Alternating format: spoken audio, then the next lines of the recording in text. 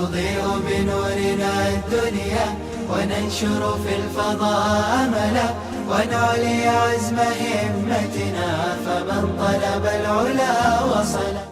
محمد وآله وأصحابه أجمعين. أما بعد، أعوذ بالله من الشيطان الرجيم. بسم الله الرحمن الرحيم. إن عدة الشهور عند الله 12 شهرا في كتاب الله يوم خلق السماوات والأرض منها 4 حرم. صدق اللہ العظیم. محترم سامعین اور اساتذہ کرام اور گلشن وسطانوی کے نوشگفتہ پھولوں،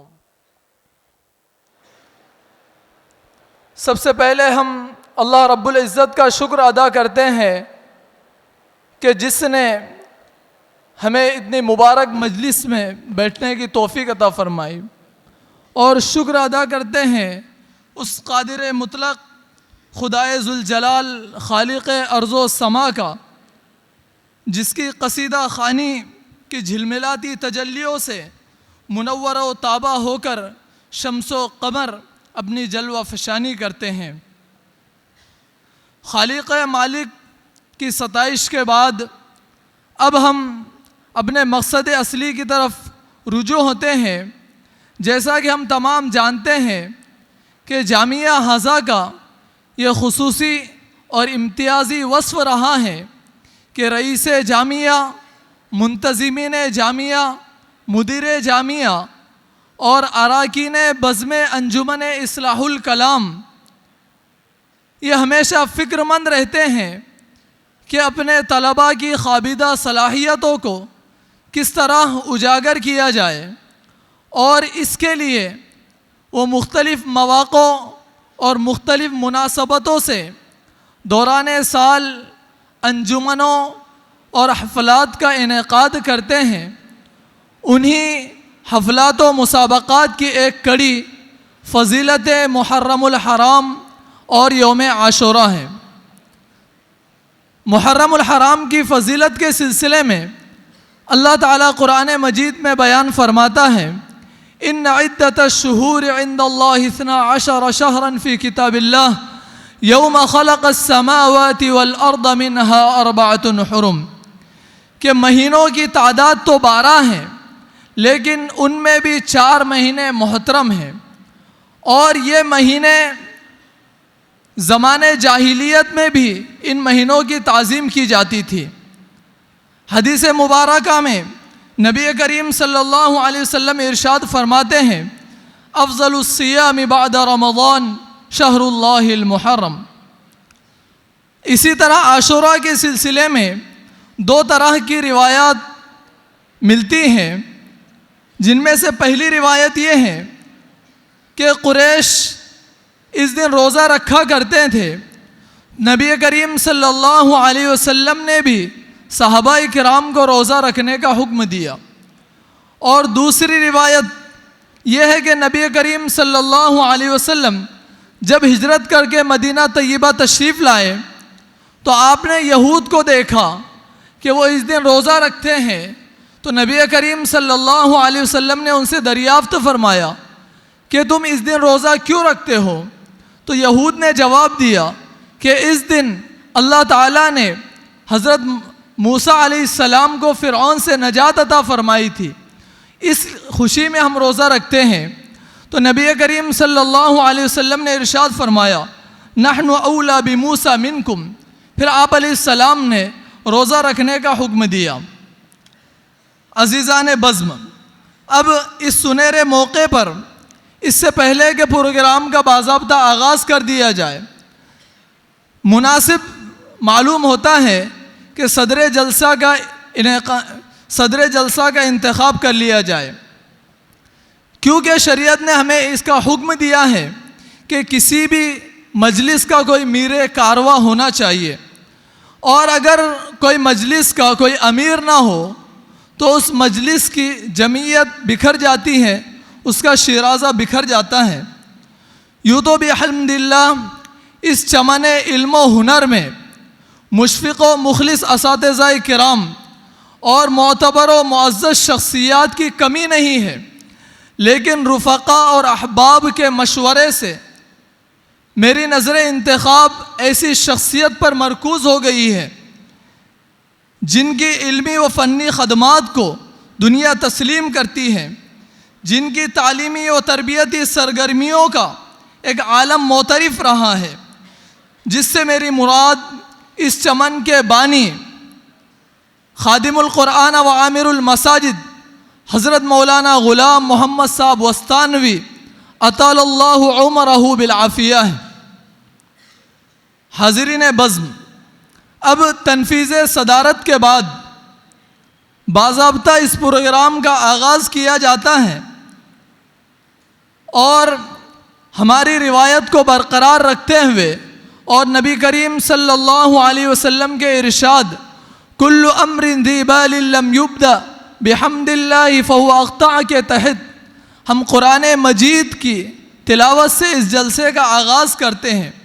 وہ قرآن مجید جو وسیع و عمیق سمندر ہیں، جس سے علوم و معارف کے موتی پھوٹتے ہیں، جو دلوں کو مسحور کرتا ہے اور روحوں کو مسرور کرتا ہے، وہ شفاف سرچشمہ ہے جس سے رشد و ہدایت کے سوتے پھوٹتے ہیں، تاکہ افتتاح بالخیر کی وساطت سے اختتام بالخیر کی سعادت حاصل ہو۔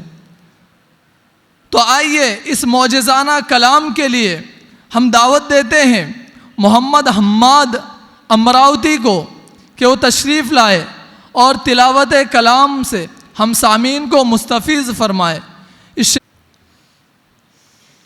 اعوذ باللہ من الشیطان الرجیم،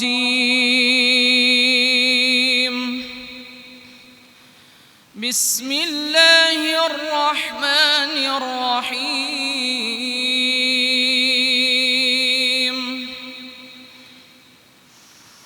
سبحان الذی اسری بعبده لیلا من المسجد الحرام إلى المسجد الأقصى الذي باركنا حوله لنريه من آياتنا إنه هو السميع البصير۔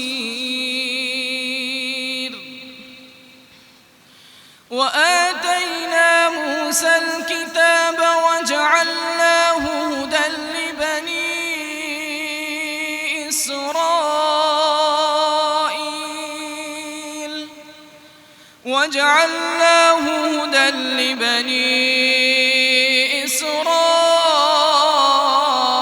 إسرائيل ألا تتخذوا من دوني وكيلا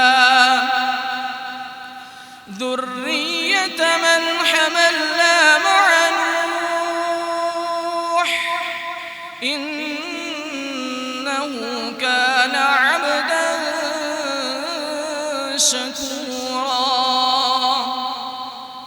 وقضينا إلى بني إسرائيل في الكتاب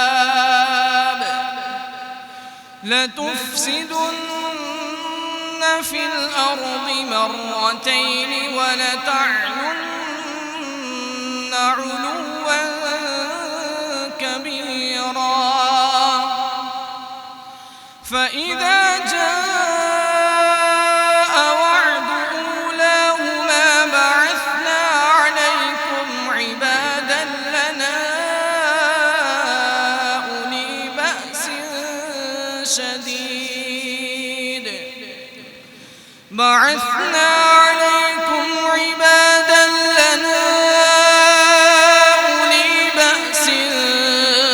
شديد فجاسوا خلال الديار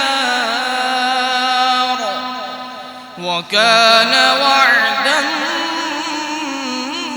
مفعولا۔ صدق الله العظيم۔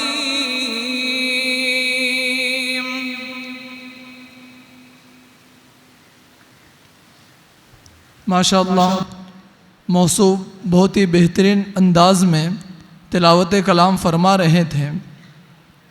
اب خدائے ذات واجب الوجود کے بعد اگر کوئی ہستی لائق تعریف و ستائش ہے جس کے نام کو ورد وظیفہ بنا کر سعادت حاصل کی جائے تو مخلوقات میں سب سے بزرگ و برتر، شریفوں میں اشرف، کریموں میں اکمل، جمیلوں میں اجمل، حسینوں میں احسن، جس کی ذات عالی گلدستِ جمال و کمال ہے، جس کا جمال جہاں آرا نمود سحر کی نوید دیتا ہے، تو آئیے اس سراج منیر کی ذات اقدس میں مدح سرائی کے لیے ہم دعوت دیتے ہیں دانش اکمل کو کہ وہ تشریف لائے اور نعت نبی سے ہم سامعین کو سرفراز فرمائے اس شعر کے ساتھ کہ کر سنت پر عمل بے دھڑک، کر سنت پر عمل بے دھڑک، جنت میں جاتی ہے سیدھی سڑک، دو جہاں کی کامیابی گر تجھے درکار ہے، دو جہاں کی کامیابی گر تجھے درکار ہے، دامن ان کا تھام لے محمد جن کا نام ہے۔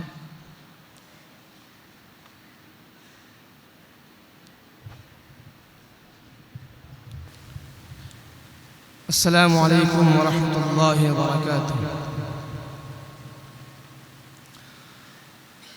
اللہم صلی علی محمد النبی الامی وعلی آلہ وسلم تسلیما صلی اللہ تعالی علیہ وسلم۔ ایک کلام ہے جسے حضرت قاری شفیق صاحب نے نہایت ہی پسند کیا ہے، اسی طرح مولانا صادق صاحب بھی۔ اس کلام کو آپ کے سامنے حاضر کرنا چاہتا ہوں، بغور سماعت فرمائیں۔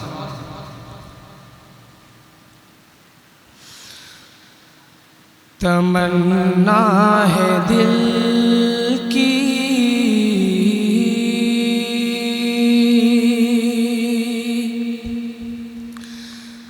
تمنا ہے دل کی تمنا ہے دل کی چلا جاؤں طیبہ تمنا ہے دل کی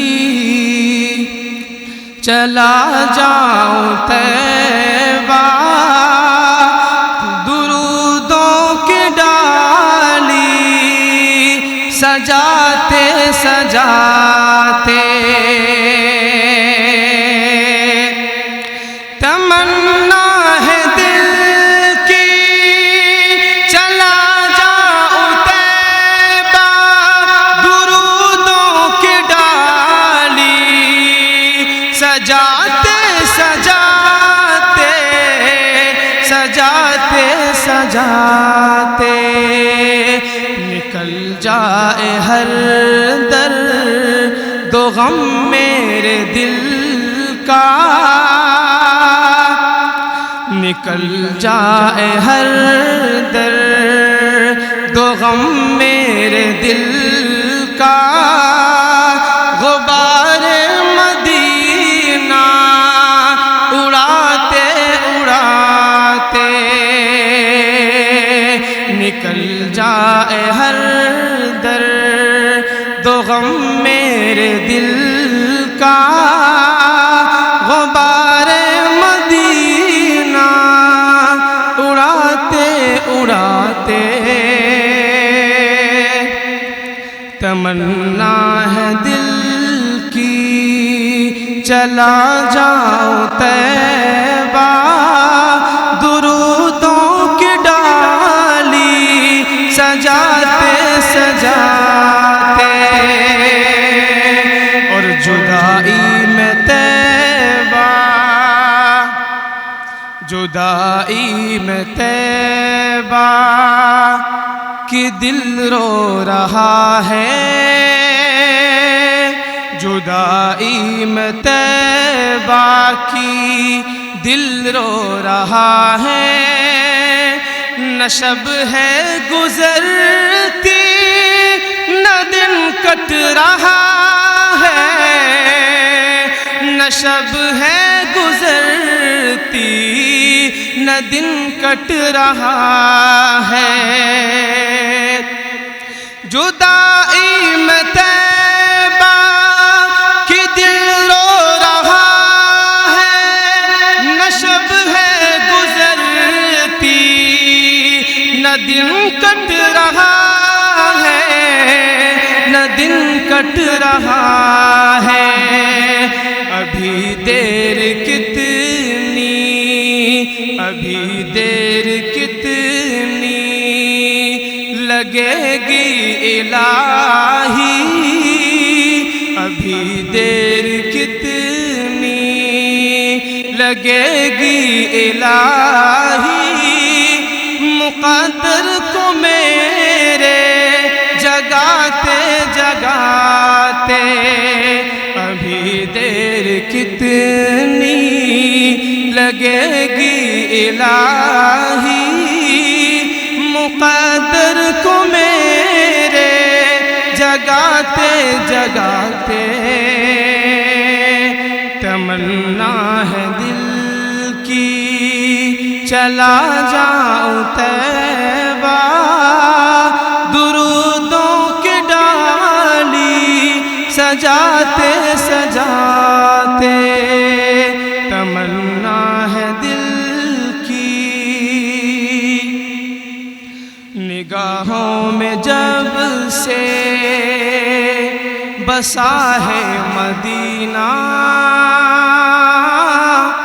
بہت یاد آتا ہے حج کا مہینہ، بہت یاد آتا ہے حج کا مہینہ، نگاہوں میں جب سے بسا ہے مدینہ، بہت یاد آتا ہے حج کا مہینہ، بہت یاد آتا ہے حج کا مہینہ، برس جائے مجھ پہ بھی، برس جائے مجھ پہ بھی رحمت کا ساون، برس جائے مجھ پہ بھی رحمت کا ساون، چلا جاؤں میں بھی نہاتے نہاتے، برس جائے مجھ پہ بھی رحمت کا ساون، چلا جاؤں میں بھی نہاتے نہاتے، تمنا ہے دل کی چلا جاؤں طیبہ، درودوں کی ڈالی سجاتے سجاتے،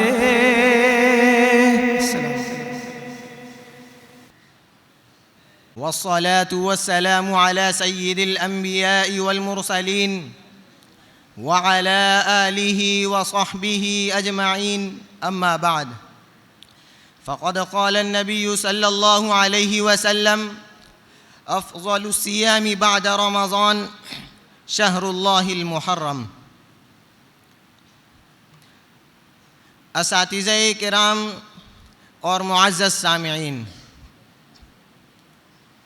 محرم الحرام کا مہینہ اسلامی سال کا سب سے پہلا مہینہ ہے، اسی مہینے سے اسلامی نیا سال شروع ہوتا ہے، اور اسی مہینے کی 10ویں تاریخ کو یوم عاشورہ کہتے ہیں۔ کیا آپ یوم عاشورہ یعنی 10ویں محرم الحرام کی اہمیت اور فضیلت کو جانتے ہیں؟ اگر نہیں تو سنیے کہ قیامت کی نشانیوں میں سے ایک نشانی یہ ہے کہ قیامت 10ویں محرم الحرام کو آئے گی۔ یوم عاشورہ یعنی 10ویں محرم الحرام کی ایک خاص بات یہ ہے کہ رمضان کے روزے فرض ہونے سے پہلے یوم عاشورہ کا روزہ رکھنا فرض تھا، لیکن جب رمضان کے روزے فرض ہو گئے تو یوم عاشورہ کا روزہ نفل ہو گیا، لیکن نفل ہو جانے کے بعد بھی اللہ تعالیٰ نے یوم عاشورہ کے روزے کی فضیلت بہت زیادہ رکھی ہے۔ چنانچہ آپ صلی اللہ علیہ وسلم نے اس روزے کی فضیلت اس طرح بیان فرمائی کہ رمضان المبارک کے روزے کے بعد سب سے افضل روزہ اللہ کے مہینے میں محرم الحرام کا روزہ ہے۔ محترم سامعین، یوم عاشورہ کے بارے میں ایک بات یہ بھی جاننا ضروری ہے کہ اس دن کا روزہ یہود و نصارہ بھی رکھتے تھے، لہذا جب آپ صلی اللہ علیہ وسلم کو معلوم ہوا تو آپ صلی اللہ علیہ وسلم نے یہود و نصارہ کی مخالفت کرنے کا حکم دیا اور فرمایا کہ اگر میں اگلے سال زندہ رہا تو 9 محرم کو بھی روزہ رکھوں گا۔ اس لیے ہمارے لیے بھی حکم ہے کہ جو لوگ عاشورہ کا روزہ رکھتے ہیں وہ 9، 10 یا 10، 11 2 دن لگاتار روزہ رکھا کریں۔ محترم حاضرین جلسہ، کچھ لوگ یہ سمجھتے ہیں کہ محرم الحرام کی فضیلت اور اہمیت اس وجہ سے ہے کہ آپ صلی اللہ علیہ وسلم کے نواسے حضرت حسین رضی اللہ تعالیٰ عنہ کی شہادت ہوئی تھی، حالانکہ یہ بات بالکل غلط ہے، کیونکہ اس مہینے کی فضیلت اور اہمیت آپ صلی اللہ علیہ وسلم اور صحابہ کے زمانے سے ہے، اور حضرت حسین رضی اللہ تعالیٰ عنہ کی شہادت تو آپ صلی اللہ علیہ وسلم کی وفات کے کئی سال بعد ہوئی۔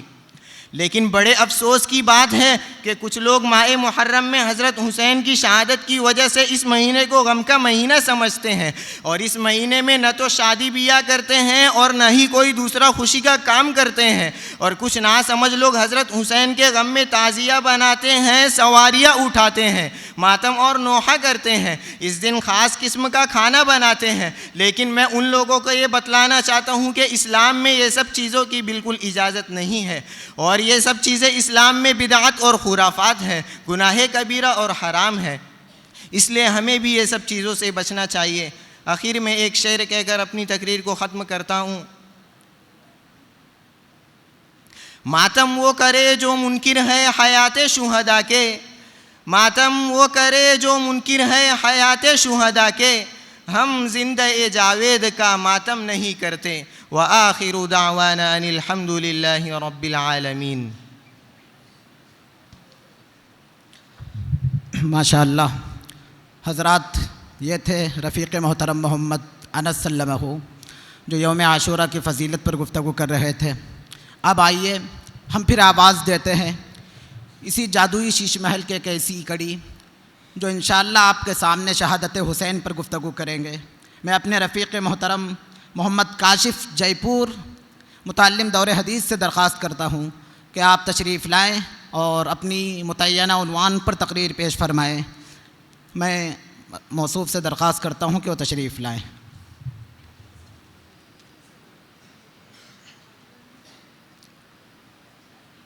الحمد لله رب العالمين والصلاة والسلام على سيد الأنبياء والمرسلين محمد وآله وأصحابه أجمعين، أما بعد، فأعوذ بالله من الشيطان الرجيم، بسم الله الرحمن الرحيم، أم حسبتم أن تدخلوا الجنة ولما يعلم الله الذين جاهدوا منكم ويعلم الصابرين، صدق الله العظيم۔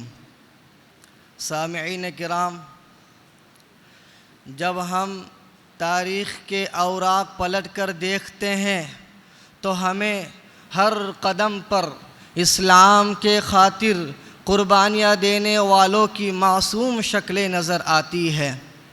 کہیں حضرت سمیہ رضی اللہ عنہا کی شہادت ہے تو کہیں حضرت حمزہ رضی اللہ عنہ کا مسلح بدن دکھائی دیتا ہے، کہیں حضرت عثمان کی شہادت ہے تو کہیں حضرت علی کی موت، کہیں حضرت حسن کو زہر دیا جا رہا ہے تو کہیں حضرت حسین میدان کارزار میں اپنا سر قلم کراتے دکھائی دیتے ہیں۔ یہ ہم لوگوں کی غفلت ہے کہ ہم ان کے نام لیوا ہوتے ہوئے نہ ان سے کوئی عبرت حاصل کرتے ہیں، نہ ان کے مشن کو سمجھنے کی کوشش کرتے ہیں، بلکہ اس کو غلط رخ دے کر اپنی روٹیاں سیک رہے ہیں۔ حضرات، آخر وہ کون سی بات تھی جس نے حضرت حسین کو میدان جنگ میں نکلنے پر مجبور کر دیا تھا؟ کیا یزید کے بادشاہ بننے سے اسلامی نظام بدل گیا تھا؟ کیا عدالتوں میں قرآن و حدیث سے خلاف فیصلہ ہونے لگا تھا؟ کیا حضرت حسین بذات خود حکومت اور بادشاہت کے لالچ میں نکلے تھے؟ کیا مسلمانوں کو اسلام سے ہٹا کر کفر کی دعوت دی جانے لگی تھی؟ نہیں، ہرگز نہیں۔ اگر کوئی ایسا سوچتا ہے تو وہ حضرت حسین پر الزام تراشی کرتا ہے، وہ ناسمجھ ہے۔ نہ فیصلے قرآن کے خلاف ہو رہے تھے اور نہ حضرت حسین لالچی تھے، اور کیسے ہو سکتے تھے جبکہ تربیت ان کے جد امجد حضرت محمد مصطفیٰ صلی اللہ علیہ وسلم نے کی تھی۔ انہوں نے حضرت فاطمہ رضی اللہ عنہا کی آغوش شفقت میں پرورش پائی تھی، پھر ان کی ذات سے کیسے ممکن تھا؟ جب ہم اس کے اخروی و دنیاوی اسباب پر غور کرتے ہیں تو پتہ چلتا ہے کہ آپ جنت کے نوجوانوں کے سردار ہیں، لیکن اس کے لیے کسی ایسی قربانی کی ضرورت تھی جو اس کا بدل ہو سکے، کیونکہ اللہ فرماتا ہے کیا تمہارا خیال ہے کہ تم یوں ہی جنت میں داخل ہو جاؤ گے حالانکہ تمہیں آزمایا بھی نہیں؟ کتنی مشقت اٹھا سکتے ہو، کتنا صبر کر سکتے ہو؟ اس کا تقاضا یہ تھا کہ حضرت حسین کو ایک بڑی قربانی کی ضرورت تھی جو انہوں نے پیش کی، اور آنے والے انسانوں کو یہ بتا دیا کہ یہ بھی شہادت کا ایک حصہ ہے کہ جب بھی ملک و ملت پر آنچ آ جائے اپنی جان پر کھیل کر اس کی حفاظت کرے۔ یہی وہ جذبہ تھا جو حضرت حسین کو میدان جنگ میں لے آیا تھا۔ حضرات، عاشورہ محرم کی دن افق پر خونی سورج طلوع ہوا۔ سیدنا حسین رضی اللہ عنہ نے محسوس کر لیا کہ ظالم و جابر حکومت ان کے خون کی پیاسی ہے، اور دشمن کے بدلتے ہوئے تیور میں جارحیت و بروریت کا غرور دیکھ کر نواز رسول نے سنگ دل ظالموں کے رسول پر ندائے حق کی دستک دی کہ شاید ان کا ضمیر جاگ اٹھے، شاید وہ نواز رسول کے مرتبے و مقام کو پہچان لے اور خون ناحق سے باز آ جائے۔ لیکن اقتدار و حکومت کا ضمیر جب سوتا ہے تو بیدار نہیں ہوتا۔ سیدنا حسین رضی اللہ عنہ اپنی اونٹ پر سوار ہوئے اور خدا کا قرآن سامنے رکھ کر دشمنوں سے یوں مخاطب ہوئے، لوگو میرا حسب و نسب یاد کرو، سوچو میں کون ہوں، پھر اپنے گریبانوں میں منہ ڈالو اور اپنے ضمیر کا محاسبہ کرو، خوب غور کرو، کیا تمہارے لیے میرا قتل کرنا اور میری حرمت کا رشتہ توڑنا روا ہے؟ کیا سید الشہداء امیر حمزہ رضی اللہ عنہ میرے باپ کے چچا نہ تھے؟ کیا ذوالجناحین جعفر طیار رضی اللہ عنہ میرے چچا نہیں ہے؟ کیا تم نے رسول اللہ کا یہ مشہور قول نہیں سنا کہ آپ میرے اور میرے بھائی کے حق میں فرمایا کرتے تھے سیدہ شباب اہل الجنہ؟ اگر میرا یہ بیان سچا ہے اور ضرور سچا ہے، کیونکہ واللہ میں نے ہوش سنبھالنے کے بعد آج تک جھوٹ نہیں بولا، تو بتاؤ کیا تمہیں برہنہ تلواروں سے میرا استقبال کرنا چاہیے؟ حضرت حسین کا یہ آخری خطبہ اتنا پر اثر اور درد انگیز تھا کہ اگر یہ خطبہ پہاڑوں کو سنایا جاتا تو وہ ریزہ ریزہ ہو جاتے، زمین کو سنایا جاتا تو وہ شق ہو جاتی، بادلوں کو سنایا جاتا تو اشک کی برسات بن جاتے۔ لیکن سیدنا حسین رضی اللہ عنہ جن ظالموں سے خطاب فرما رہے تھے ان کے سینوں میں دل نہیں پتھر ہے۔ سیدنا حسین رضی اللہ عنہ دلیری اور مردانگی کے بھرپور مظاہرہ کر رہے ہیں، لیکن کب تک؟ آخرکار دشمنوں کے گھیرے میں آ گئے۔ ایک ازلی بدبخت آگے بڑھتا ہے اور نواز رسول کے سینے پر بیٹھ کر آپ کا سر مبارک قلم کر کے نیزے کی نوک پر لے آتا ہے۔ حضرات، سیدنا حسین رضی اللہ عنہ نے میدان کربلا میں بے مثال قربانی پیش کر کے قیامت تک کے لیے علم اسلام کو بلند کر دیا۔ سیدنا حسین رضی اللہ عنہ چاہتے تو جان بچا سکتے تھے، لیکن مقصد صرف جان بچانے کا ہی نہیں تھا بلکہ اسلام کی قدروں کی حفاظت مقصد تھا، جو جان بچانے سے نہیں بلکہ جان دینے سے حاصل ہو سکتا تھا۔ اس لیے سیدنا حسین رضی اللہ عنہ نے اپنی جان کی پرواہ نہ کی اور دنیا کی نظر میں سب کچھ لٹا دیا، لیکن خدا کی نظر میں سب کچھ پایا۔ اسی کا نام حسینیت ہے، اور یہی نواز رسول کا درس ہے کہ خاندان تہتے وہ ہوتا ہے تو ہو جائے، اولاد کٹتی ہے تو کٹ جائے، رنج و علم کے پہاڑ ٹوٹتے ہیں تو ٹوٹ دوڑتے رہے، آزمائش و ابتلا کی آندیاں چلتی ہے تو چلتے رہے، جان جاتی ہے تو جائے، لیکن نبی کا دین کسی قیمت پر بھی خطرے میں نہ پڑے۔ ستم شعار تو دنیا سے مٹ گئے لیکن، ستم شعار تو دنیا سے مٹ گئے لیکن جبین دہر پہ یاد حسین باقی ہے۔ وآخر دعوانا ان الحمدللہ رب العالمین۔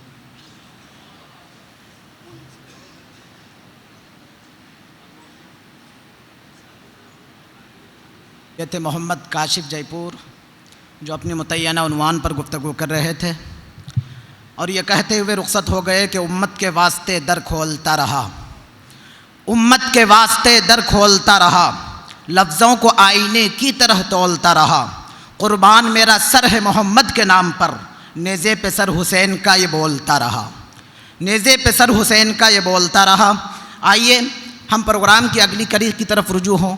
اس سے قبل میں اپنے تمام مشفق و مربی اساتذہ کرام سے بڑے ادب کے ساتھ درخواست کرتے ہیں کہ آپ کے لیے آگے کرسیاں خالی ہیں، آپ آگے تشریف لے آئیں۔ انشاءاللہ تھوڑی ہی دیر میں بڑے حضرت تشریف لا رہے ہیں۔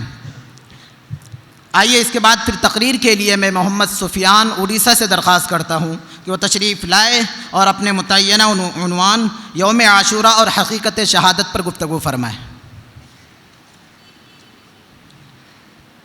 نحمده ونصلي على رسوله الكريم أما بعد فأعوذ بالله من الشيطان الرجيم بسم الله الرحمن الرحيم ولا تحسبن الذين قتلوا في سبيل الله أمواتا بل أحياء عند ربهم يرزقون وقال النبي صلى الله عليه وسلم لوددت أن أقتل في سبيل الله ثم أحيا ثم أقتل ثم أحيا ثم أقتل ثم أحيا ثم أقتل أو كما قال عليه الصلاة والسلام۔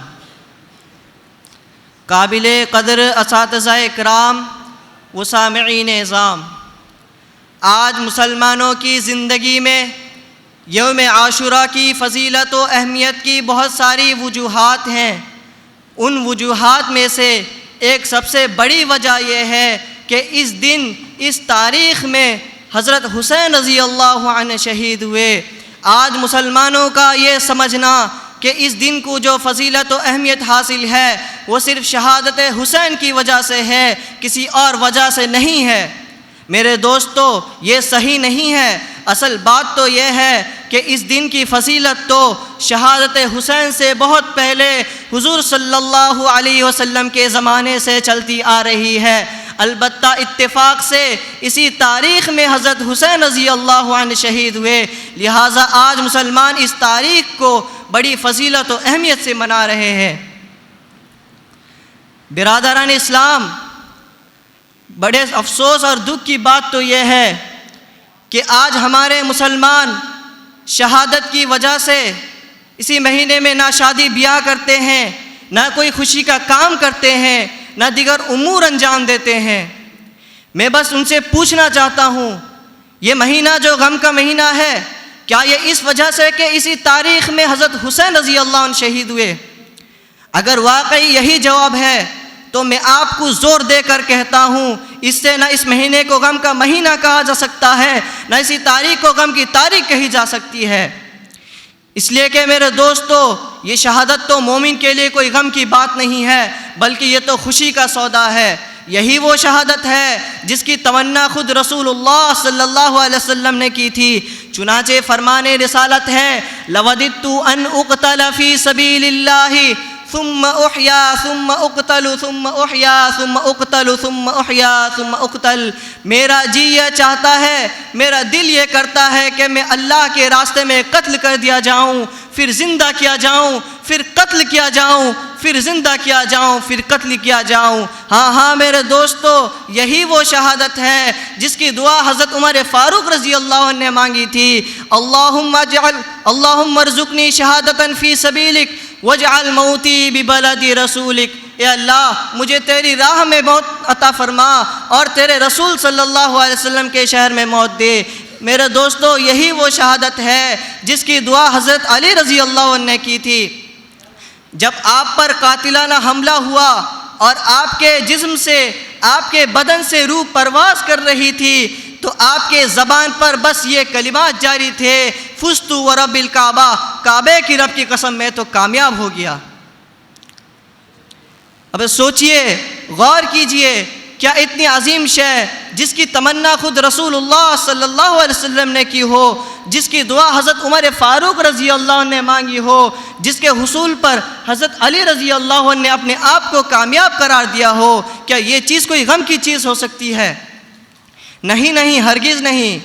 اسی شہادت کے متعلق اللہ تبارک و تعالی قرآن کریم میں فرماتا ہے وَلَا تَحْسَبَنَّ الَّذِينَ قُتِلُوا فِي سَبِيلِ اللَّهِ أَمْوَاتًا بَلْ أَحْيَاءٌ عِندَ رَبِّهِمْ يُرْزَقُونَ، اور جو اللہ کے راستے میں قتل کیے جاتے ہیں تم انہیں مردہ گمان مت کرو، بلکہ وہ تو زندہ ہیں، اپنے پروردگار کے نزدیک رزق دیے جاتے ہیں۔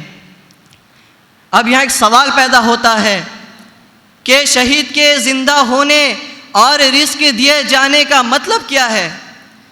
حضرت مسروق رضی اللہ عنہ فرماتے ہیں کہ میں نے اس کی تفسیر حضرت عبداللہ بن مسعود سے پوچھی تھی، اور انہوں نے فرمایا کہ میں نے اس کی تفسیر خود رسول اللہ صلی اللہ علیہ وسلم سے پوچھی تھی۔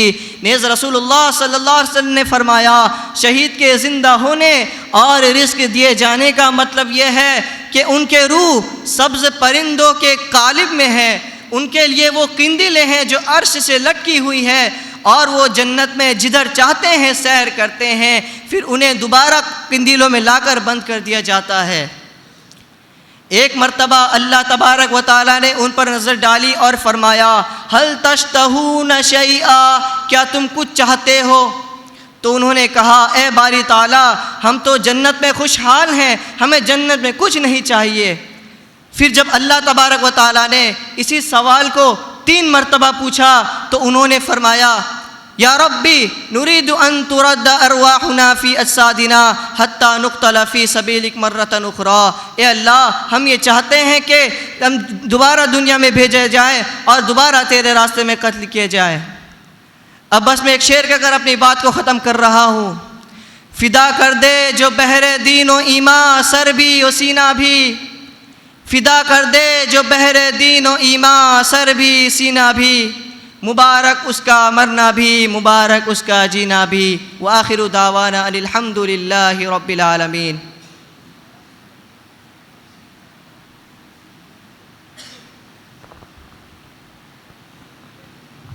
ماشاء اللہ حضرات، یہ تھے محمد سفیان اڑیسہ جو اپنی متعینہ عنوان پر گفتگو کر رہے تھے۔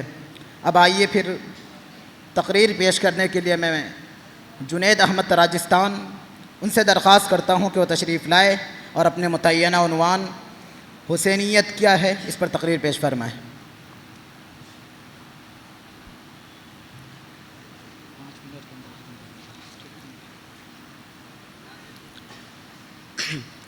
الحمد لله وكفى وسلام على عباده الذين اصطفى، أما بعد فأعوذ بالله من الشيطان الرجيم، بسم الله الرحمن الرحيم۔ أم حسبتم أن تدخلوا الجنة ولما يعلم الله الذين جاهدوا منكم ويعلم الصابرين، صدق الله العظيم۔ ملے گی جنت، پیے گا کوثر، اسی کو محشر میں چین ہوگا۔ ملے گی جنت، پیے گا کوثر، اسی کو محشر میں چین ہوگا۔ نبی محبت کریں گے اس سے کہ جس کے دل میں حسین ہوگا۔ سامعین ذی وقار، جب ہم تاریخ کے اوراق پلٹ کر دیکھتے ہیں تو ہمیں ہر قدم پر اسلام کی خاطر قربانیاں دینے والوں کی معصوم شکل نظر آتی ہے۔ کہیں حضرت حمزہ رضی اللہ عنہ کا مسلح بدن دکھائی دیتا ہے، کہیں حضرت عثمان رضی اللہ عنہ کی شہادت ہے، تو کہیں حضرت علی رضی اللہ عنہ کی موت ہے، کہیں حضرت حسن رضی اللہ عنہ کو زہر دیا جا رہا ہے، تو کہیں حضرت حسین رضی اللہ عنہ میدان کارزار میں اپنا سر قلم کراتے دکھائی دیتے ہیں۔ یہ ہم لوگوں کی غفلت ہے کہ ہم ان کا نام لیوا ہوتے ہوئے ان سے کوئی عبرت حاصل نہیں کرتے ہیں، اور نہ ہی ان کے مشن کو سمجھنے کی کوشش کرتے ہیں، بلکہ اس کو غلط رخ دے کر ہم اپنی روٹیاں سیک رہے ہیں۔ بہرحال مجھے حضرت حسین رضی اللہ عنہ کی شہادت سے متعلق کچھ عرض کرنا ہے۔ ناظرین، آخر وہ کون سی چیز تھی جس نے حضرت حسین رضی اللہ عنہ کو میدان جنگ میں نکلنے پر مجبور کر دیا؟ کیا یزید کے بادشاہ بن جانے سے اسلامی نظام بدل گیا تھا؟ کیا عدالتوں میں قرآن و حدیث کے خلاف فیصلہ ہونے لگا تھا؟ کیا مسلمانوں کو اسلام سے ہٹا کر کفر کی دعوت دی جانے لگی تھی؟ یا سیدنا حسین رضی اللہ عنہ بذات خود حکومت و بادشاہت کی لالچ میں نکلے تھے؟ ہرگز نہیں۔ اگر کوئی ایسا سوچتا ہے تو وہ حضرت حسین رضی اللہ عنہ پر الزام تراشی کرتا ہے۔ نہ فیصلے قرآن کے خلاف ہو رہے تھے اور نہ ہی حضرت حسین لالچی تھے، اور کیسے ہو سکتے تھے جبکہ تربیت ان کے جد امجد حضرت محمد صلی اللہ علیہ وسلم نے کی تھی، اور انہوں نے حضرت فاطمہ رضی اللہ عنہا کی آغوش شفقت میں پرورش پائی تھی، پھر ان کی ذات سے کیسے ممکن تھا؟ لہذا جب ہم ان کے دنیاوی اخروی اسباب پر غور کرتے ہیں تو ہمیں پتہ چلتا ہے کہ آپ جنت کے نوجوانوں کے سردار ہیں، لیکن اس کے لیے کسی ایک ایسی قربانی کی ضرورت تھی جو اس کا بدل ہو سکے، کیونکہ اللہ تعالیٰ فرماتا ہے کیا تمہارا خیال ہے کہ تم یوں ہی جنت میں داخل ہو جاؤ گے حالانکہ اللہ نے تمہیں آزمایا بھی نہیں؟ کتنی مشقت اٹھا سکتے ہو، کتنا صبر کر سکتے ہو؟ اس کا تقاضا یہ تھا کہ حضرت حسین رضی اللہ عنہ کو ایک بڑی قربانی کی ضرورت تھی جو انہوں نے پیش کی، اور آنے والے انسانوں کے لیے یہ بتلا دیا کہ یہ بھی شہادت کا ایک حصہ ہے۔ چنانچہ جب بھی ملک و ملت پر آنچ آئے تو اپنی جان پر کھیل کر اس کی حفاظت کرے۔ بس یہی وہ جذبہ تھا جو حضرت حسین رضی اللہ عنہ کو میدان جنگ میں لے آیا تھا۔ سیدنا حسین رضی اللہ عنہ نے چنانچہ عاشورہ محرم کے دن افق پر خونی سورج طلوع ہوا، سیدنا حسین رضی اللہ عنہ نے محسوس کر لیا کہ ظالم و جابر حکومت ان کے خون کی پیاسی ہے، اور دشمن کے بدلتے ہوئے تیور میں جارحیت و بربریت کا غرور دیکھ کر نواز رسول خدا صلی اللہ علیہ وسلم نے ندائے حق کے رسول پر، ظالموں کے ندائے حق کے رسول پر دستک دی کہ شاید ان کا ضمیر جاگ اٹھے، شاید وہ نواز رسول خدا صلی اللہ علیہ وسلم کے مقام و مرتبوں کو پہچان لے۔ لیکن اقتدار و حکومت کا ضمیر جب سوتا ہے تو بیدار نہیں ہوتا۔ سیدنا حسین رضی اللہ عنہ اپنی اونٹنی پر سوار ہوئے اور خدا کا قرآن سامنے رکھ کر دشمنوں سے یوں مخاطب ہوئے، اے لوگو میرا حسب و نسب یاد کرو، سوچو میں کون ہوں، پھر اپنی گریبان میں منہ ڈالو اور اپنے نفس کا محاسبہ کرو۔ کیا تمہارے لیے میرا قتل کرنا اور میری حرمت کا رشتہ توڑنا روا ہے؟ کیا میں تمہارے نبی کا نواسہ نہیں ہوں؟ کیا سید الشہداء امیر حمزہ رضی اللہ عنہ میرے باپ کے چچا نہ تھے؟ کیا جعفر طیار رضی اللہ عنہ میرے چچا نہیں ہیں؟ کیا آپ نے نبی کریم صلی اللہ علیہ وسلم کا یہ ارشاد نہیں سنا جو آپ میرے اور میرے بھائی کے حق میں فرمایا کرتے تھے، سیدہ شباب اہل الجنہ؟ اور میرا یہ بیان سچا ہے اور ضرور سچا ہے، کیونکہ واللہ میں نے ہوش سنبھالنے سے آج تک جھوٹ نہیں بولا۔ تو بتاؤ کیا تمہیں برہنہ تلواروں سے میرا استقبال کرنا چاہیے؟ کیا یہ بات بھی میرا خون بہانے سے نہیں روک سکتی کہ واللہ اس روئے زمین پر بجز میرے کسی نبی کا بیٹا موجود نہیں ہے؟ کیا تم مجھے اس لیے ہلاک کرنا چاہتے ہو کہ میں نے کسی کی جان لی ہے یا کسی کا مال چھینا ہے؟ کہو آخر بات کیا ہے، میرا قصور کیا ہے؟ سیدنا حسین رضی اللہ عنہ کا یہ آخری خطبہ اتنا پر اثر اور درد انگیز تھا کہ اگر پہاڑوں کو سنایا جاتا تو وہ ریزہ ریزہ ہو جاتے، اور اگر زمین کو سنایا جاتا تو وہ شق ہو جاتی، اور اگر بادلوں کو سنایا جاتا تو وہ اشکوں کی برسات بن جاتے۔ لیکن سیدنا حسین رضی اللہ عنہ جن ظالموں سے خطاب فرما رہے تھے ان کے سینے میں دل نہیں بلکہ پتھر ہیں۔ بالآخر میدان کارزار گرم ہوتا ہے، سیدنا حسین رضی اللہ عنہ اپنی دلیری کے بھرپور مظاہرے کر رہے ہوتے ہیں، لیکن کب تک؟ آخر کار دشمنوں کے گھیرے میں آ گئے اور ایک ازلی بدبخت آگے بڑھتا ہے اور نواسے رسول خدا صلی اللہ علیہ وسلم کے سینے پر بیٹھ کر آپ کا سر مبارک قلم کر کے اسے نیزے کی نوک پر لے آتا ہے۔ بالآخر انہوں نے میدان کارزار میں اپنی جان دے کر اس نئی قربانی کا دروازہ کھول دیا تا قیامت لوگوں کو ایک سبق دے کر اپنے مالک حقیقی سے جا ملے۔ لہذا اب ہمارا فرض بنتا ہے کہ ہم ان کے مشن کو زندہ رکھیں۔ وآخر دعوانا ان الحمدللہ رب العالمین۔ ماشاءاللہ حضرات، یہ تھے محمد سفیان اڑیسہ جو اپنی متعینہ عنوان پر اچھی گفتگو فرما رہے تھے۔ اب آئیے حضرات، آپ کو میں بتا دوں کہ یقیناً ہمارا یہ آج کا جو پروگرام ہے یہ کئی فروعات پر، متفرق عنوانات پر مشتمل ہے، جس میں انگریزی تقریر وغیرہ بھی ہے، جس میں عربی تقاریر بھی ہیں۔ آئیے اپنے اردو تقریر سے اپنے رخ کو پلٹتے ہیں اور عربی کے میدان میں آپ کو لیے چلتے ہیں، اور فضیلت یوم عاشورہ کے عنوان پر عربی تقریر پیش کرنے کے لیے میں محمد طلحہ پربھنی سے درخواست کرتے ہیں کہ آپ تشریف لائیں اور اپنے متعینہ عنوان پر تقریر پیش فرمائیں۔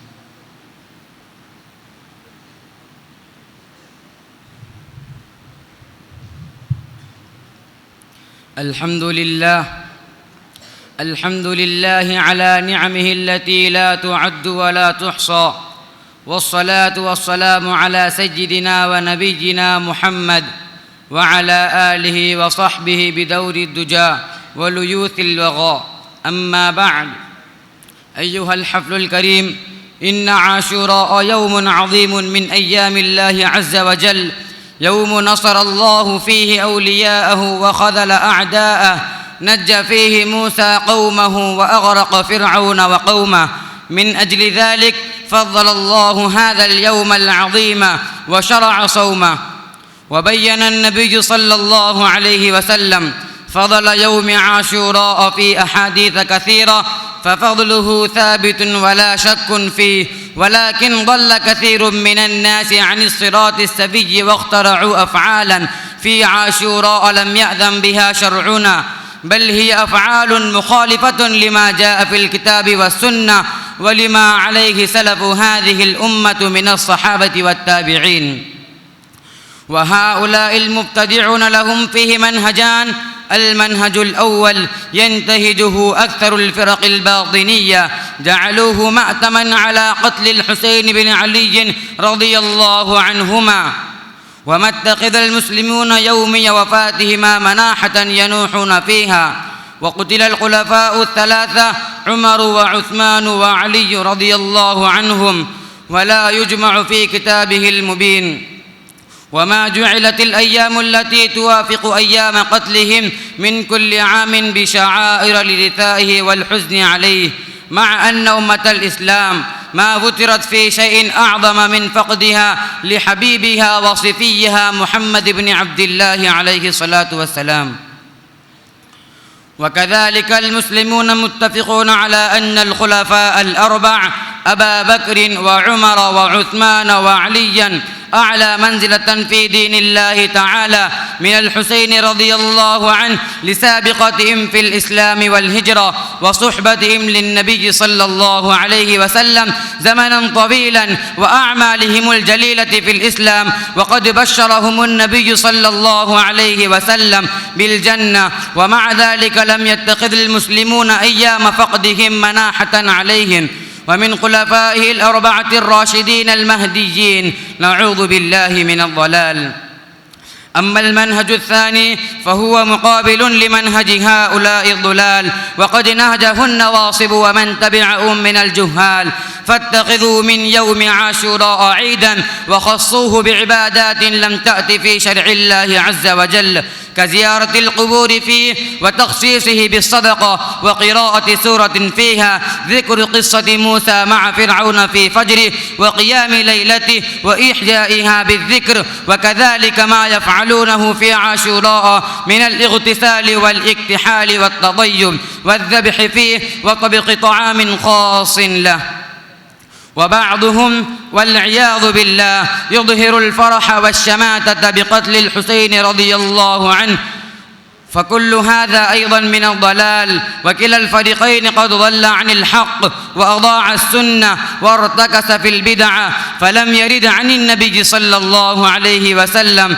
وأخبر عليه الصلاة والسلام أن صيامه يكفر سنة، ومن اتخذه مناحة فقد خالف الهدي النبوي أيضا، وشارك اليهود في اتخاذه عيدا. وأكمل الهدي هدي النبي صلى الله عليه وسلم، ما ابتلى عباده إلا ليرى منهم حسن العمل، ولا يكون العمل حسنا إلا إذا كان معه خالصا. اللهم وفقنا لما تحب وترضى، واجعل أعمالنا كلها صالحة، آمين. وآخر دعوانا أن الحمد لله رب العالمين. Rahmatullahi wa barakatuh. وعليكم السلام ورحمة الله وبركاته. How is it going today? Alhamdulillah, everything is going well. And what are your names? I am Muhammad Dilshad and he's my friend Athar. And where do you study? We study at Jamia Islamia Ishatul Ulum Akkal Quwa. So, I've been trying to learn more about Islamic months and their significance. So, can you tell me about Muharram? Sure, Mubin. Muharram is the first month of the Islamic calendar. It's a very important and sacred month for Muslims. And why is it considered so important? Muharram is significant for several reasons. For one, it's one of the first sacred months mentioned in the Holy Quran, where fighting is generally forbidden. Also, the 10th of Muharram, known as Ashura, holds great importance and significance. Actually, what happened on Ashura? Ashura is remembered for two main reasons. Historically, it's believed that Prophet Musa and the Bani Israel were saved from Fir'aun's tyranny on this day. However, in Islamic history, it's most notably the day when Hussein ibn Ali radiyallahu ta'ala an, the grandson of Prophet Muhammad, peace be upon him, was martyred in the battle of Karbala. Oh, I have heard about Hussein radiyallahu ta'ala an. So can you tell me more about what happened to him? Sure, Mubin. Hussein radiyallahu ta'ala an stood up against the tyrannical rule of Yazid. Despite being vastly outnumbered, Hussein radiyallahu ta'ala an and his small group of followers fought bravely in Karbala. On the 10th of Muharram, Hussein radiyallahu ta'ala an and many of his family members and companions were martyred. That's so tragic. So, during Muharram, are there certain things we should do or we should not? Yes, there are several practices associated with Muharram. Generally, Muslims are encouraged to fast, especially on the 9th and 10th days or 10th and 11th days. It's also a time for prayer, reflection and charity. Many people, especially Shias, mourn the martyrdom of Hazrat Hussein radiyallahu ta'ala an. So is that allowed in Islam? No, it's not allowed in Islam to mourn anyone's martyrdom. The companions of the Prophet Muhammad sallallahu alaihi wasallam didn't do this when he passed away. And also doing things like dancing, playing music doesn't seem right because it can look like we're happy about the death. If we should not do these all things, then what we should do during Muharram? We should try to fast on Ashura and if possible the day before and after it as well. And engaging in the Holy Quran and making supplication are highly recommended. Oh. As Prophet Muhammad sallallahu alayhi wasallam said, "Yukaffiru sanat al-maziyah." This fast is a compensation for to sad. Oh, now I got knowledge about Muharram. Thanks for explaining all this. You're welcome, Mubin. It's great to see you are interested in learning more about Islam. If you have any more questions, feel free to ask. Assalamu alaikum wa rahmatullahi wa barakatuh.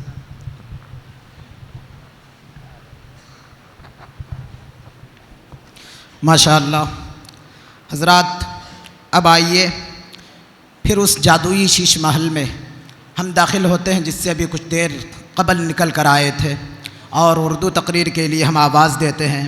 इस वक्त मोहम्मद मालेगांव को उनसे दरख्वास्त करते हैं कि आप तशरीफ़ लाए और अपने मुतय्यना उन्वान माह मुहर्रम की हुर्मत और उसकी बिदआत इस पर अपनी रोशनी डालें।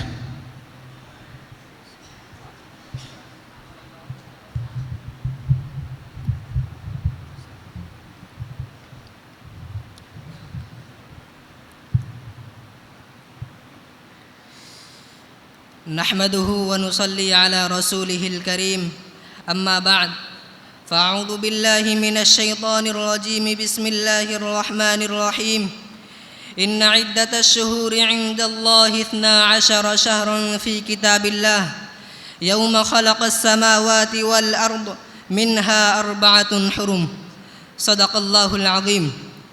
محترم و مکرم اساتذہ کرام اور حاضرین جلسہ، محرم الحرام اسلامی سال کا پہلا مہینہ ہے اور یہ بڑی بابرکت و حرمت والا مہینہ ہے۔ مذہب اسلام نے ماہ محرم کو ایک محترم مہینہ قرار دیا۔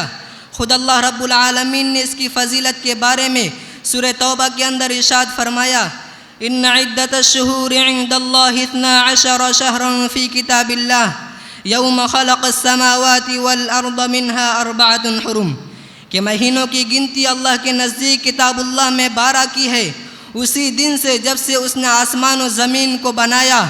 ان میں سے 4 حرمت و ادب کے ہیں، جن میں 3 مہینے ذی قعدہ، ذی الحجہ اور محرم لگاتار ہے، اور چوتھا رجب کا مہینہ ہے۔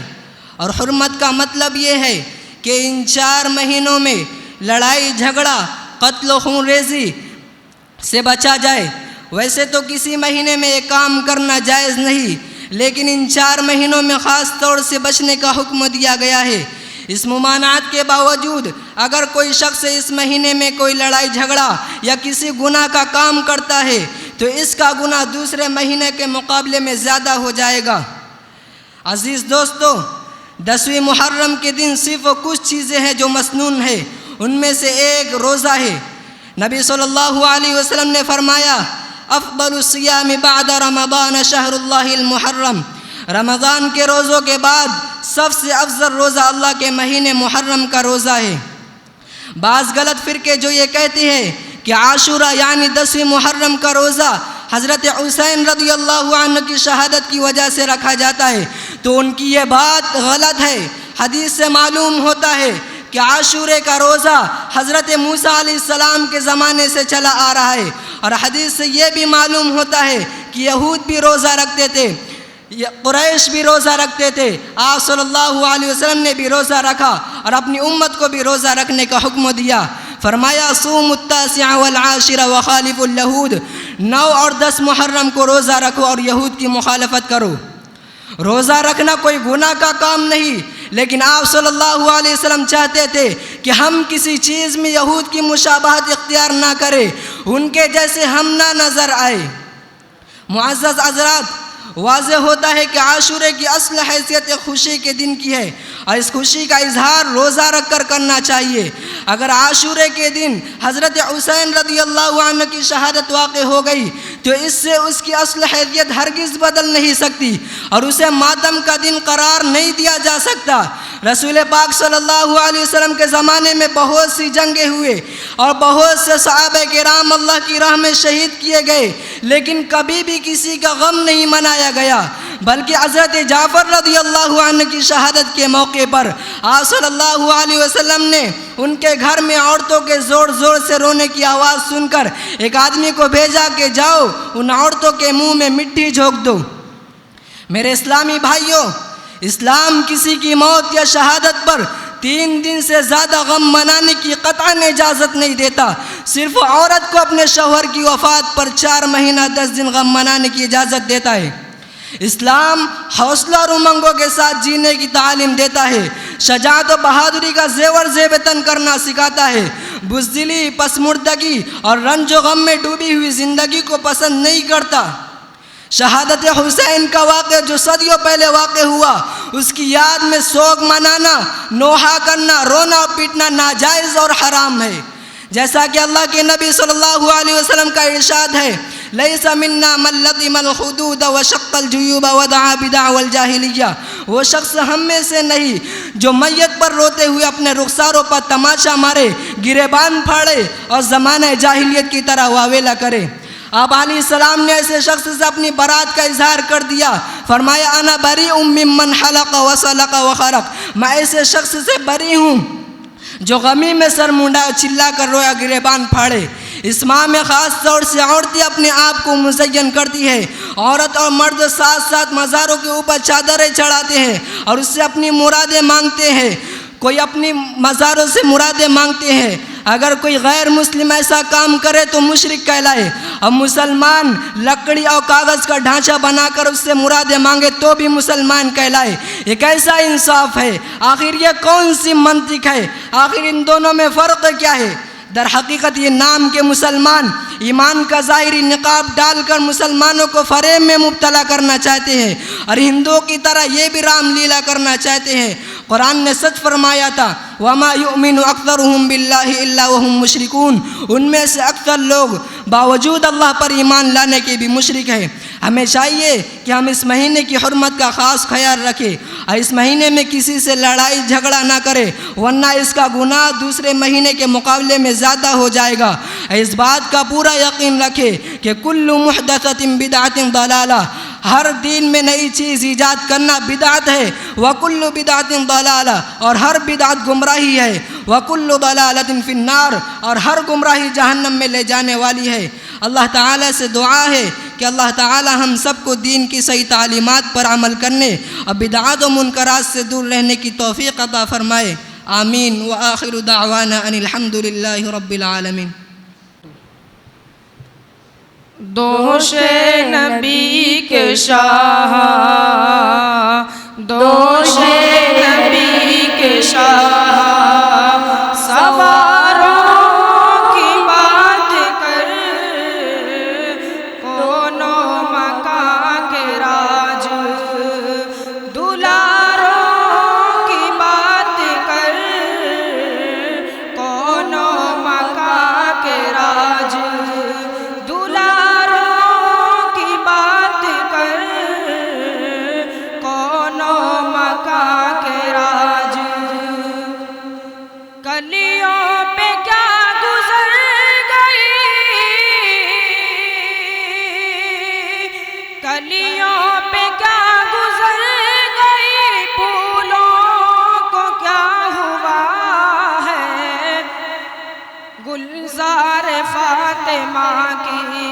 گلزار فاطمہ کی، بہاروں کی بات کر، دوش نبی کے شاہ، سواروں کی بات کر، کونوں مکان کے راج، دلاروں کی بات کر، کونوں مکان کے راج،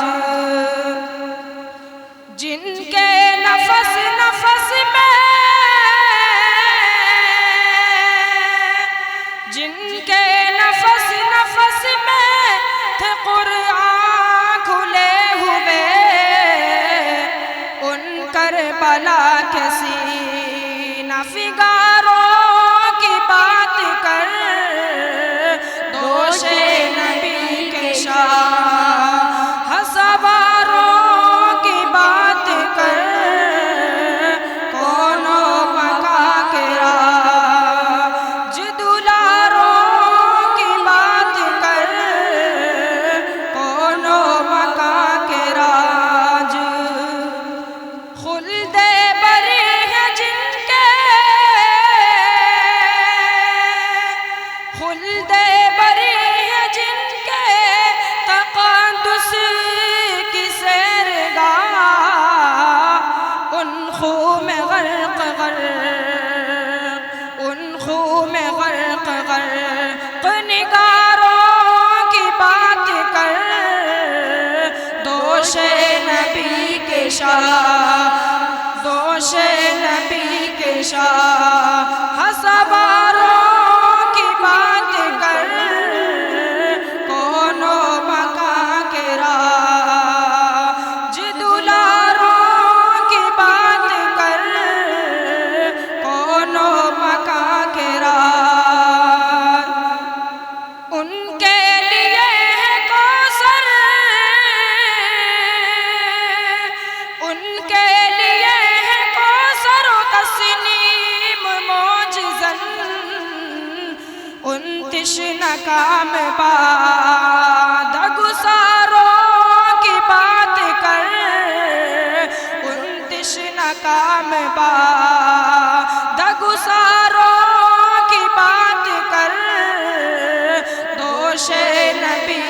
شاہ سواروں کی بات کر کونو مکا کے راج دلاروں کی بات کر کونو مکا کے راج.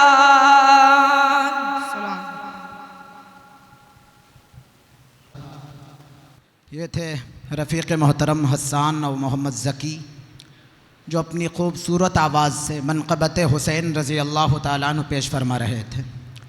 یقیناً حضرات منقبت ایسی تھی کہ سنا جاتا تو سنتے رہتے. کہا تھا کہ کہہ دو غم حسین منانے والوں کو، مومن کبھی شہداء کا ماتم نہیں کرتے، روئے وہ جو منکر ہیں شہادت حسین کے، ہم زندہ جاوید کا ماتم نہیں. ہمارا یہ پروگرام اور لمبا تھا، لیکن وقت کی قلت ہونے کی وجہ سے ہمارے دو عربی تقریر والے رفیق محترم اور ایک اور طالب علم جو مراٹھی تقریر کرنی تھی ان کو یہ رہ گئے ہیں. انشاءاللہ ہم ان کے ساتھ کے جام کا، میدان کربلا میں شہادت کے جام کا، اسلام کا پرچم ہے نبی کے غلام کا، سنی نہ وہابی نہ شیعہ کے امام کا، سکہ چلے گا تو بس محمد کے نام کا.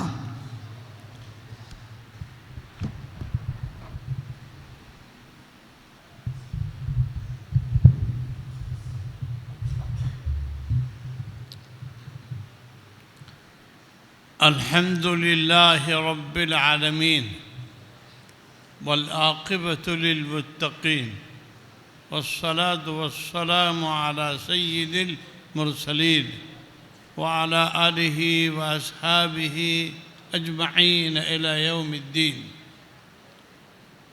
قابل قدر حضرات اساتذہ کرام اور جمی طلباء عظام، آج کا یہ پروگرام ایک سیرت کے عنوان پر ہی تھا، عاشورہ کے عنوان پر تھا. الحمدللہ طلباء نے اپنی حیثیت کے مطابق اپنی تقریریں پیش کی. اللہ تعالیٰ مزید ان کی صلاحیتوں کو دوبالا فرمائیں. لمبی کوئی تقریر کرنا بھی نہیں ہے، کیونکہ آج اکثر طلباء کے اساتذہ کے روزے بھی ہیں، لہذا مختصر سی بات یہی ہے کہ ہم اپنے وقت کی قدر کریں. اور یہ جو تقریری پروگرام ہوتے ہیں اس کا بھی ایک مقصد ہے کہ ہمارا ہر طالب علم اپنی مافی ضمیر کو کس طرح ادا کرے.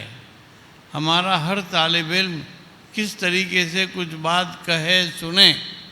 جتنی صلاحیت ہمارے اندر ہوگی اتنا ہی ہم بات کر پائیں گے. طلباء کو چاہیے کہ وہ اپنی صلاحیتوں کو دوبالا کرے اور اپنے اندر ایک صلاحیت اور قابلیت پیدا فرمائے کہ ہم کس طریقے سے اپنی مافی ضمیر کو ادا کریں. اگر آپ اور ہم اپنی مافی ضمیر کو صحیح معنی میں ادا کرنے میں کامیاب ہوں گے تو آنے والے دنوں میں آپ ایک اچھے مقرر اور خطیب بن سکتے ہیں. وما ذالک علی اللہ بعزیز، یہ اللہ پر کوئی دشوار نہیں ہے. ہر طالب علم کے اندر اللہ تعالیٰ نے صلاحیت رکھی ہے. ہر طالب علم کے اندر اللہ تعالیٰ نے ہر ایک کی طبیعت میں شوق رغبت رکھا ہوا ہے. لیکن اگر ہم اپنی ان صلاحیتوں کو دوبالا نہیں کریں گے تو پھر نقصان ہمارا ہی ہے. ہر طالب علم کو بولنے کا ایک داعیہ اور جذبہ پیدا کرنا چاہیے. بھائی کریں گے؟ جتنا آپ بولنے کے داعی اور دعوت کے پروگرام میں آگے بڑھائیں گے تو انشاءاللہ آپ کی یہ صلاحیت دوبالا ہوگی. بہرحال مجھے بھی لمبی تقریر نہیں کرنی ہے کیونکہ میں بھی آپ ہی کی طرح آج شکار ہوں. روزے کا مجھے بھی ہے اور الحمدللہ ابھی ہمارا وقت ختم ہو چکا ہے.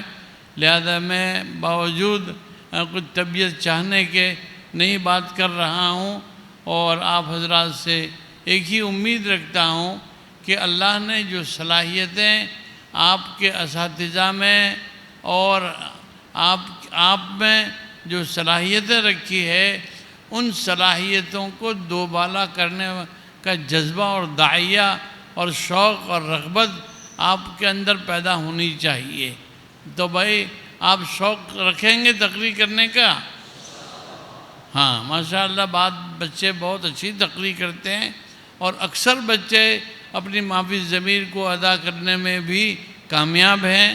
تو اللہ تعالیٰ آپ سب لوگوں کو مزید کامیابی عطا فرمائے، اور حسب سابق اس مرتبہ بھی ہمارے مولانا صاحب نے کہا کہ بچوں کو انعام بھی کچھ دے دیجیے، تو چنانچہ جتنے بھی طلباء، کتنے طلباء کا نام ہے؟